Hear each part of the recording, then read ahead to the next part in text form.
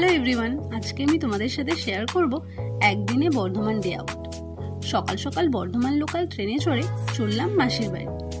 বর্ধমান স্টেশনে নেমেই টোটো আর অটোর হাঁকডাক এড়িয়ে চেপে পড়লাম সেই টানা রিক্সাতে। মাসির বাড়ি পৌঁছাতে মাসি তো কোনো কথা না শুনেই বসিয়ে দিল ব্রেকফাস্টে লুচি আর তরকারির সাথে বর্ধমানের ফেমাস মিহিদানা আর সীতাভোগও ছিল কিন্তু।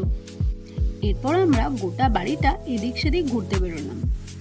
প্রায় 150 থেকে 200 বছর পুরনো ঘর, আসবাবপত্র সব ঘুরে ঘুরে দেখতে আমার তো বেশ মজাই লাগছিল।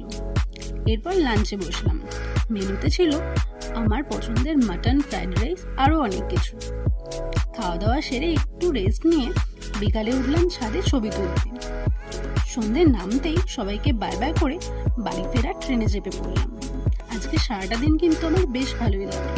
ভিডিওটা ভালো লাগলে লাইক, কমেন্ট, সাবস্ক্রাইব অবশ্যই করুন।